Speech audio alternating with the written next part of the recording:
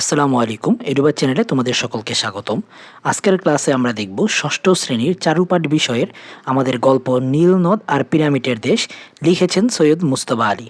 তোমরা যদি এই গল্পটা পুরোটা রিডিং পড়ো তাহলে এই পুরোটা গল্প সম্পর্কে তোমরা পুরোপুরি বুঝতে পারবে, এবং আমি তোমাদের সুবিধার জন্য এখানে থাকা লেখক পরিচিতি বা পাঠ পরিচিতি এবং লেখক পরিচিতি সুন্দর করে সাজিয়ে দিয়েছি পয়েন্ট আকারে। চলো দেখে নিই। গল্পটির লেখক সম্পর্কে জেনে নিই। বাংলা সাহিত্যের অন্যতম শ্রেষ্ঠ রম্যরচনা ও অন্যান্য গদ্যশৈলীর স্রষ্টা সৈয়দ মুজতবা আলী। তার জন্ম আসামের করিমগঞ্জে 1904 সালে। রবীন্দ্রনাথের স্নেহ সান্নিধ্যে 5 বছর লেখাপড়ার পর তিনি শান্তিনিকেতন থেকে স্নাতক হন। এছাড়া তিনি আলিগড় কলেজ, বার্লিন বিশ্ববিদ্যালয় ও কায়রোল আল আজহার বিশ্ববিদ্যালয়েও অধ্যয়ন করেছেন। লেখকের উল্লেখযোগ্য গ্রন্থগুলো হচ্ছে শবনম, দেশে বিদেশে, পঞ্চতন্ত্র, চাচা কাহিনী, জলে ডাঙায়। তিনি 1974 সালে মৃত্যুবরণ করেন। তারপর গল্পটির পাঠ পরিচিতি জেনে নিই। বিশ্বের প্রাচীনতম সভ্যতাগুলোর মধ্যে একটি হচ্ছে মিশর। প্রাচীনকাল থেকে মিশরের নীল নদকে ঘিরে গড়ে উঠেছিল ওই সভ্যতা। মিশরের আবহাওয়া শুষ্ক বলে ওই সভ্যতার অনেক নিদর্শন কালের কবলে হারিয়ে যায়নি। উত্তর পূর্ব আফ্রিকার এই দেশটির বিশেষ করে কায়রো শহরের পরিচয় তুলে ধরা হয়েছে পঠিত রচনায়। রচনাটিতে সৈয়দ মুজতবা আলীর জলের ডাঙায় গ্রন্থ থেকে সংক্ষিপ্ত ও পরিমার্জন করে সংকলন করা হয়েছে। এই রচনায় এসেছে চারিদিকে মরুভূমি ঘেরা ঐতিহাসিক কায়রো শহর, কায়রোর অদূরে গিজে অঞ্চলে অবস্থিত পিরামিড ও মিশরের ভুবন বিখ্যাত মসজিদের প্রসঙ্গ। এসব আকর্ষণে সারা বিশ্বের পর্যটকেরা ছুটে যায় কায়রোর অভিমুখে। কায়রো শহর আলোয় ভরে যায় রাতের বেলায়। রেস্তোরাঁগুলো থেকে ভেসে আসে নানা রকমের খাবার দাবারের সুগন্ধ, বাড়িয়ে দেয় পথচারীদের ক্ষুধা। অদূরেই গিজে শহরে রয়েছে প্রাচীন মিশরীয় সভ্যতার আকর্ষণ ও পৃথিবীর সপ্ত আশ্চর্যের একটি মিশরের পিরামিড। পিরামিড নির্মিত হয়েছিল মিশরের প্রাচীন সম্রাট ফারাওদের মৃতদেহ মমি হিসেবে কবরস্থ রাখার জন্য। পাথরের চাই দিয়ে তৈরি বিশালাকার সমাধি স্তম্ভ এটি। নীল নদ আর পিরামিডের পরেই মিশরের অতুলনীয় আকর্ষণ হচ্ছে সেখানকার ভুবন বিখ্যাত অপূর্ব সৌন্দর্যের মসজিদগুলো। এসবের টানি সমজদার আর ভ্রমণ পিপাসু মানুষ ছুটে যায় মিশরে। তারপর আমার পরবর্তীতে বলে দিয়েছে কর্ম অনুশীলন 2টি। এখানে ক আর খ 2টি কর্ম অনুশীলন দিয়ে দিয়েছে। এর সমাধান আমি করে দিয়েছি, চলো দেখে নিই। কর্ম অনুশীলনের সমাধান। ক নম্বর প্রশ্ন বলে দিয়েছে নীলনদ আর পিরামিডের দেশ ভ্রমণের একটি দৃশ্যচিত্র অঙ্কন করো। এর উত্তরটি হবে নীল নদের তীরে এক বিকেলের দৃশ্য। বিকেলের শেষ আলোর ধীরে ধীরে নীল নদের জলে গিয়ে পড়ছে। নদীর শান্ত স্রোতে সূর্যের সোনালি আভা যেন ঝিলমিল করে নাচছে। দূরে একটি পালতোলা নৌকা ফেলুকা হাওয়ায় ভেসে যাচ্ছে, তার সাদা পাল নরম আলোয় রূপালি দেখাচ্ছে। নদের দুপারে খেজুর গাছের সারি আর মাঝে মাঝে ছোট ছোট গ্রাম। গ্রামের মানুষজন নদীর তীরে বসে দিনের কাজ শেষে গল্পে মেতে উঠেছে। কোথাও আবার শিশুরা পানিতে ছিটাছিটি করে খেলছে। আরও দূরে দিগন্তের দিকে তাকালে দেখা যায় মরুভূমির বুকে মাথা উঁচু করে দাঁড়িয়ে আছে বিশাল পিরামিডগুলো। সূর্য ডোবার আলোয় তারা যেন সোনার পাহাড়ের মতো জ্বলজ্বল করছে। মাঝে মাঝে উটের সারি ধীরে ধীরে এগিয়ে যাচ্ছে, যেন ইতিহাসের পাতায় হাঁটছে তারা। অনুভূতির ছোঁয়া। সৈয়দ মুজতবা আলী এই দৃশ্যে বর্ণনা করতে গিয়ে শুধু প্রকৃতি নয়, মানুষের জীবন, হাসি, সংস্কৃতি সবকিছুকে একসাথে মিলিয়ে দেখিয়েছেন। তার চোখে নীলনদ শুধু একটি নদী নয়, বরং এক জীবন্ত সভ্যতার স্পন্দন। এই দৃশ্যে ইতিহাস, প্রকৃতি আর মানুষের সহজ জীবন সব মিলিয়ে এক অপূর্ব মাধুর্য তৈরি হয়েছে, যা পাঠকের মনে গভীর ছাপ ফেলে। তারপর আমাদের খ নম্বর প্রশ্ন। 300 শব্দের মধ্যে তোমার ব্যক্তিগত ভ্রমণের অভিজ্ঞতা লেখো। এর উত্তরটি হবে আমার ব্যক্তিগত ভ্রমণের অভিজ্ঞতার মধ্যে সবচেয়ে স্মরণীয় ছিল কক্সবাজারে কাটানো কয়েকটি দিন। প্রথমবার সমুদ্র দেখার উত্তেজনা এখনও আমার মনে স্পষ্টভাবে ভাসে। ভোরবেলা যখন সমুদ্রের তীরে দাঁড়াই তখন চারপাশে এক অপূর্ব শান্তি অনুভব করি। সূর্য ধীরে ধীরে দিগন্তে থেকে উঠছে আর তার লালচে আলো সমুদ্রের জলে প্রতিফলিত হয়ে এক মায়াবী পরিবেশ সৃষ্টি করছে। সকালের ঠান্ডা বাতাস আর ঢেউয়ের মৃদু শব্দ আমাকে গভীরভাবে ছুঁয়ে যায়। মনে হচ্ছিল যেন প্রকৃতি তার সমস্ত সৌন্দর্য উজাড় করে দিয়েছে। আমি খালি পায়ে ভেজা বালির উপর হাঁটছিলাম আর ঢেউ এসে পা ছুঁয়ে আবার ফিরে যাচ্ছিল। এই ছোট্ট অনুভূতিটুকুই আমাকে এত অদ্ভুত আনন্দ দেয়। দিনের বেলায় আমরা সমুদ্র সৈকতে বিভিন্ন কার্যকলাপে অংশ নিই। কখনো বালির উপর বসে গল্প করি, আবার কখনো সমুদ্র নেমে সাঁতার কাটার চেষ্টা করি। বিকেলের দিকে সৈকতে মানুষের ভিড় বাড়ে, কিন্তু তবুও জায়গাটির সৌন্দর্য একটুও কমে না। সূর্যাস্তের সময় আকাশে লাল, কমলা আর বেগুনি রঙের মিশ্রণ এক অসাধারণ দৃশ্য তৈরি করে, যা ভাষায় প্রকাশ করা কঠিন। রাতে সমুদ্রের তীরে বসে ঢেউয়ের শব্দে শোনা ছিল আরেকটি ভিন্ন অভিজ্ঞতা। চারপাশের অন্ধকার, শুধু দূরের আলো আর আকাশ ভরা তারা সব মিলে এক স্বপ্নময় পরিবেশ তৈরি হয়েছিল। এই ভ্রমণ আমাকে শুধু আনন্দই দেয়নি, বরং প্রকৃতির প্রতি ভালোবাসা ও নতুন কিছু দেখার আগ্রহ বাড়িয়ে দিয়েছে। এই অভিজ্ঞতা আমার জীবনের একটি অমূল্য স্মৃতি হয়ে থাকবে। তারপর আমাদের নমুনা প্রশ্ন, বহুনির্বাচনী প্রশ্ন। বহুনির্বাচনী প্রশ্নের 1 নম্বরে বলা আছে, কোন দেশকে পিরামিডের দেশ বলা হয়? এর উত্তর হবে ঘ, মিশর। তারপর 2 নম্বর প্রশ্ন, সৈয়দ মুজতবা আলী কায়রোকে নিশাচর শহর বলেছেন কেন? এর উত্তর হবে আমাদের ঘ নাম্বার, রেস্তোরাঁ ক্যাফেগুলো খদ্দরে গিজগিজ করে। তারপর আমাদের পরে উদ্দীপকে পড়ে 3 ও 4 নং প্রশ্নের উত্তর দাও। এখানে উদ্দীপকে বলা আছে, বাংলাদেশের কুয়াকাটার নয়নাভিরাম দৃশ্য দেখে সকলেই মুগ্ধ হয়। এর সূর্যোদয়ের অপরূপ সৌন্দর্য, উষার আকাশ, আকাশের নজরকাড়া রং যেমন মন ছুঁয়ে যায়, তেমনি সূর্যাস্তের মোহময় বর্ণিল রূপও হাতছানি দিয়ে ডাকে। তারপর 3 নম্বর প্রশ্ন, উদ্দীপকটি নীলনদ আর পিরামিডের দেশ ভ্রমণ কাহিনীর সাথে কোন দিক থেকে অধিকতর সাদৃশ্যপূর্ণ? এর উত্তর হবে আমাদের ক নাম্বার, প্রাকৃতিক সৌন্দর্য। তারপর 4 নম্বর প্রশ্ন, উক্ত সাদৃশ্যপূর্ণ দিকটি মানুষের মনে একে বলা আছে প্রফুল্লতা আনে, 2 ভ্রমণবিলাসী, 3 কল্পনাবিলাসের জন্ম দেয়। এর উত্তর হবে আমাদের 3টা ঘ, 1, 2, 3। তারপর আমাদের এখানে সৃজনশীল প্রশ্ন দিয়ে দিয়েছে, সৃজনশীল প্রশ্ন 1 এবং পরের পৃষ্ঠায় সৃজনশীল প্রশ্ন 2 রয়েছে। এই 2টি সৃজনশীল প্রশ্নের সমাধান চলো দেখে নিই। আমাদের 1 নম্বর সৃজনশীলে বলা আছে, আমরা কয়েকজন বন্ধু গ্রীষ্মের ছুটিতে সেন্ট মার্টিন দ্বীপের উদ্দেশ্যে রওনা হলাম। ঢাকা থেকে চট্টগ্রাম, আবার সেখান থেকে কক্সবাজার গেলাম। সেখান থেকে সেন্ট মার্টিন, কি অপূর্ব দৃশ্য আর সৌন্দর্যের মাখামাখি। কোরাল পাথরের ছড়াছড়ি সেন্ট মার্টিনের এক বিশাল অহংকার।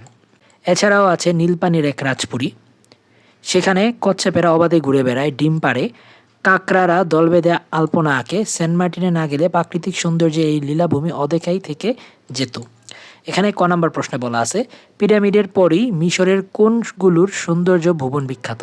এর উত্তর হবে পিরামিডের পরই মিশরের মসজিদের সৌন্দর্য ভুবন বিখ্যাত।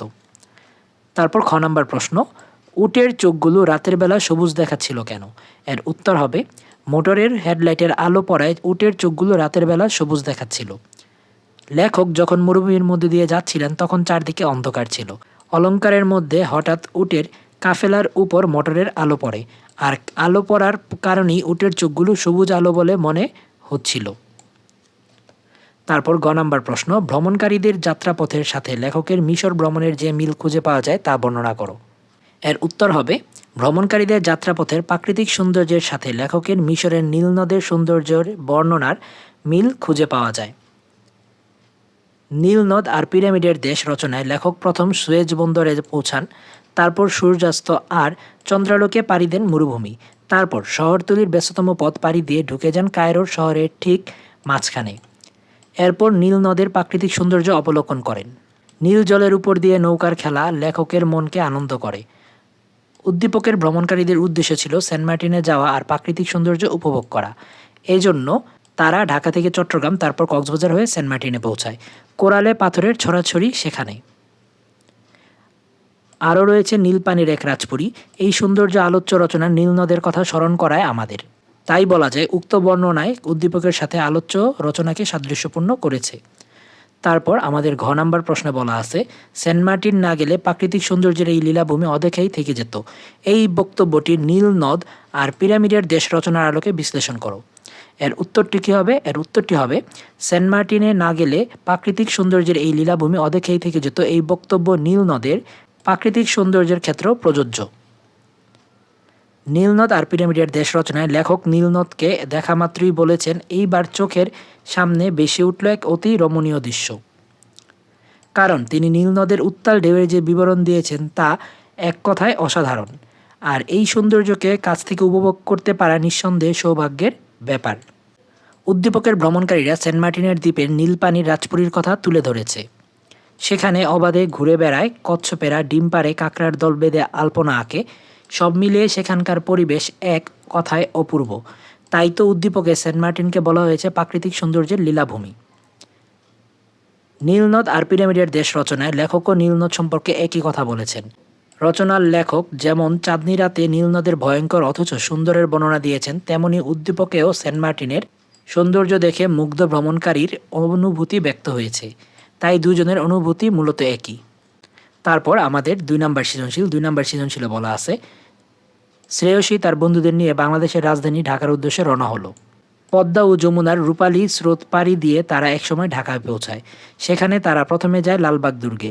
এই যেন ফেলে আসা মুঘল সাম্রাজ্যের এক টুকরো রাজত্ব। মুঘল সম্রাটদের স্থাপত্য ঐশ্বর্য এখানে লুকিয়ে আছে। এখানকার দরবার হলো পরিবিবিন মাজার ও শাহজাদা আজমের মসজিদ দেখে তারা ছবি তুলতে লাগলো। তারা শেষ পর্যন্ত অনুভব করলো এখানে আসার ফলেই তারা অতীত ইতিহাস ও মুঘল সাম্রাজ্যের হারিয়ে যেতে বসা বিশাল কীর্তির সঙ্গে পরিচিত হতে পেরেছে। তারপর ক নম্বর প্রশ্ন, নীলনদ আর পিরামিডের দেশ রচনাটি লেখকের কোন গ্রন্থ থেকে সংকলন করা হয়েছে? এর উত্তর হবে, নীলনদ আর পিরামিডের দেশ রচনাটি লেখকের জলেডাঙ্গায় গ্রন্থ থেকে সংকলন করা হয়েছে। তারপর খ নম্বর প্রশ্ন, এই নীলের জল দিয়ে এদেশের চাষ হয় কথাটি কেন বলা হয়েছে? এর উত্তর হবে, নীল নদের তীরে মিশর গড়ে উঠেছে বলে এই নদীর পানি মিশরের পানির চাহিদার মূল উৎস। প্রাচীনকাল থেকে মিশর গড়ে উঠেছে নীল নদের তীরে। নীল নদের জলরাশি অফুরান। এর পানি পুরো শহরে সরবরাহ করা হয়, আর এ কারণে এর জল দিয়েই চাষ হয় মিশরের সর্বত্র। তারপর গ নম্বর প্রশ্ন, উদ্দীপকে নীলনদ আর পিরামিডের দেশ রচনার যে দিকের সাদৃশ্য রয়েছে তা ব্যাখ্যা করো। এর উত্তরটি হবে, বিখ্যাত স্থাপত্যের সংস্পর্শে এসে প্রাচীন ইতিহাসের সাথে পরিচিত হওয়ার প্রসঙ্গ উপস্থাপনের দিক থেকে উদ্দীপকটি আলোচ্য রচনার সাথে সাদৃশ্যপূর্ণ। নীলনদ আর পিরামিডের দেশ রচনায় বর্ণনা করা হয়েছে পৃথিবীর সবচেয়ে পুরনো কীর্তি পিরামিডের কথা। এর নির্মাণ ও গঠনশৈলী এতই অসাধারণ যে এটি পৃথিবীর সপ্তাশ্চর্যের একটি। 23 লক্ষ পাথরের টুকরো দিয়ে তৈরি হওয়া পিরামিড নিঃসন্দেহে মিশরীয় সভ্যতার মানুষের কীর্তিময়তার সার্থক উপস্থাপন। উদ্দীপকটি লালবাগ দুর্গের কথা বলে। এটি মুঘল সম্রাটদের স্থাপত্য ঐশ্বর্যের ধারক। দরবার হল, পরিবিবির মাজার, শাহজাদা আজমের মসজিদ সব স্থাপত্যই মুঘল ইতিহাসের সাক্ষ্য দেয়। আলোচ্য রচনার পিরামিড ফারাও সম্রাটদের বিশ্বাস ও জীবনযাপন আমাদের সামনে তুলে ধরে, এমনকি সেই কত কত বছর আগের স্থাপত্যকলা সম্পর্কে আমাদের ধারণা দেয়। লালবাগ দুর্গ যেমন মুঘল সাম্রাজ্যকে উপস্থাপন করেছে, তেমনি পিরামিডও মিশর সভ্যতা ও ফারাও সম্রাটদের কথা উপস্থাপন করেছে। তারপর আমাদের ঘ নাম্বার প্রশ্নে বলা আছে, উদ্দীপকের শ্রেয়সী ও তার বন্ধুদের ভ্রমণের উদ্দেশ্যে যেন সৈয়দ মুজতবা আলীর চাওয়া। মন্তব্যটি নীল নদ আর পিরামিডের দেশ রচনার আলোকে বিশ্লেষণ করো। এর উত্তরটি কী হবে? এর উত্তরটি হবে, প্রাকৃতিক সৌন্দর্য ও ঐতিহাসিক স্থান অবলোকন করাই ছিল উদ্দীপকের শ্রেয়সী ও তার বন্ধুদের উদ্দেশ্য, যা নীলনদ আর পিরামিডের দেশ রচনার লেখকের মধ্যেও লক্ষ্য করা যায়। নীলনদ আর পিরামিডের দেশ রচনার লেখক মিশরে ভ্রমণ করতে যান এর প্রাকৃতিক সৌন্দর্য সহ স্থাপত্যকলা আর ঐতিহাসিক নিদর্শন অবলোকনের উদ্দেশ্যে। মিশর ঘুরে তিনি বুঝতে পারেন কেন সমজদার আর ঘরছাড়া মানুষরা মিশরে ছুটে যায়। উদ্দীপকের শ্রেয়সীর বন্ধুরা বাংলাদেশের রাজধানী ঢাকায় আসে। তাদের উদ্দেশ্য ছিল প্রাকৃতিক সৌন্দর্য দেখা ও স্থাপত্য নিদর্শনে বাংলাদেশকে আবিষ্কার করা। তাই লালবাগ দুর্গে যায় তারা। সেখানে ঘুরে তারা জানতে পারে বাংলাদেশের অতীত ইতিহাস আর কীর্তি সম্পর্কে। ঠিক একই উদ্দেশ্যে অর্থাৎ মিশরের সৌন্দর্য ও শিল্পকে জানতে মিশর ভ্রমণ করেন আলোচ্য রচনার লেখক। ভ্রমণের মাধ্যমে মানুষ বিচিত্র অভিজ্ঞতা লাভ করতে সক্ষম হয়। বৈচিত্র্য ভরা স্থান, নানা ধরনের মানুষের সংস্পর্শে এলে জীবনযা সম্পর্কে বাস্তব ধারণা লাভ করা যায়। ঐতিহাসিক স্থাপত্যসমূহ পরিদর্শনে অতীতের ঐতিহ্য সম্পর্কে আমরা জ্ঞান লাভ করতে পারি। নীলনদ ও পিরামিডের দেশে এবং উদ্দীপকে এ দিকগুলো স্পষ্ট হয়ে উঠেছে। সৈয়দ মুজতবা আলী লেখক মিশরের কায়রোতে গিয়ে যে অমূল্য অভিজ্ঞতা সঞ্চয় করেছেন সেটি আলোচ্য রচনায় তুলে ধরেছেন। পাঠকের ভ্রমণ এবং ইতিহাস সংস্কৃতির প্রতি আগ্রহী করে তোলা উদ্দেশ্য রচনায় সুপ্ত হয়েছে। উদ্দীপকের শ্রেয়সী ও তার বন্ধুদের মাঝে এই দিকটি বাস্তব রূপ লাভ করেছে। এই বিবেচনায় বলা যায় প্রশ্নোক্ত মন্তব্যটি যথার্থ। আজকে এতটুকু পর্যন্তই। পরবর্তী পর্ব দেখার আমন্ত্রণ রইল। এখনও তোমরা যারা সাবস্ক্রাইব করোনি দ্রুত সাবস্ক্রাইব করে ভিডিওটি বন্ধুদের মাঝে ছড়িয়ে দাও। আল্লাহ হাফেজ।